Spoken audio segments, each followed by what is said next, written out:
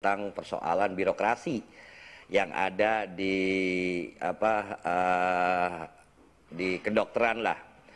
Kita tahu bahwa hari ini kita membutuhkan kurang lebih sekitar 160.000 dokter.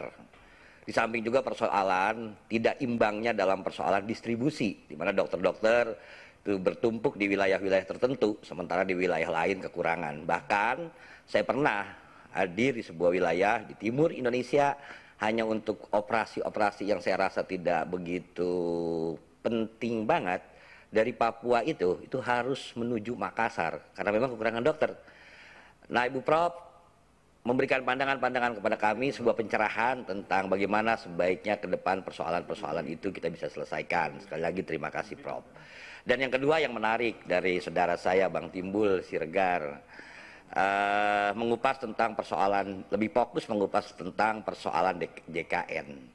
Jadi gini Bang, undang-undang ini kan kita paham semua di 2011 undang ini diundangkan, kemudian berjalan di 2014, artinya sekarang sudah 8 tahun undang-undang ini berjalan. Tadi Abang konkret sampaikan tentang persoalan dan itu membuka mata kita semua saya rasa Bang, pesertaan, kemudian pelayanan dan yang lain-lain. Tentu apapun undang-undang itu pasti ada untuk aturan-aturan tambahannya, bukan aturan tambahan, aturan-aturan operasionalnya lah, semacam Perpres, Kepres, PP, atau di BPJS malah ada yang namanya peraturan badan. Yang peraturan badan itu terkadang melebihi apa yang harusnya tidak boleh dilakukan, perban istilahnya. Nah, ke depan kita tentu tidak mau seperti itu. Pimpinan ada undang-undang, tiba-tiba aturan di bawahnya melebihi kewenangan yang ada dalam undang-undang tersebut. Contoh Bang tentang perban, saya yakin Abang paham lah.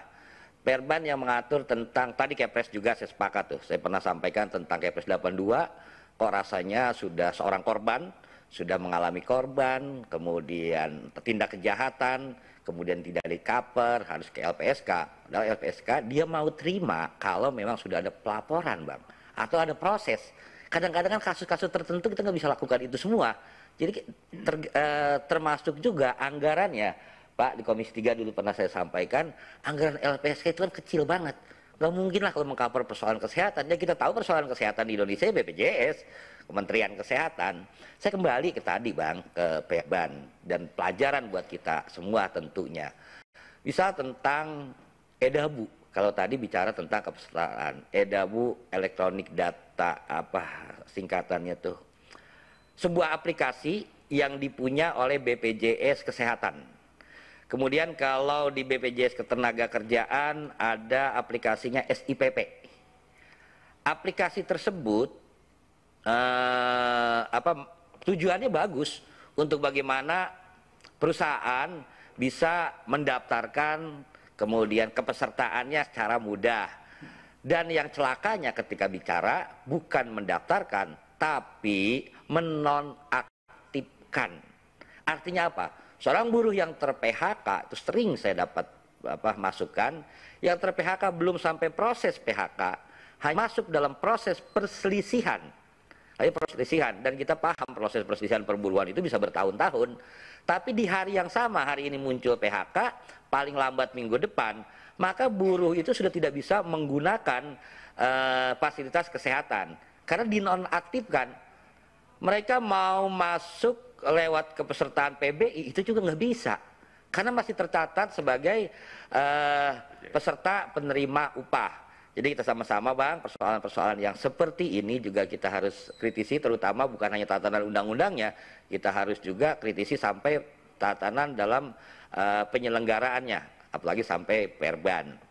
Yang kedua Bang, terkait dengan Bapak Ibu sekalian juga, terkait dengan pembiayaan. Tadi disinggung tentang inasi bijis, yang muncul persoalan adanya ketidaksesuaian antara tarif yang ada, keluhan dokter, keluhan klinik atau kapitasi atau provider yang ada. Kita juga mengenal istilah fee for service. Nah, di antara dua sistem tersebut,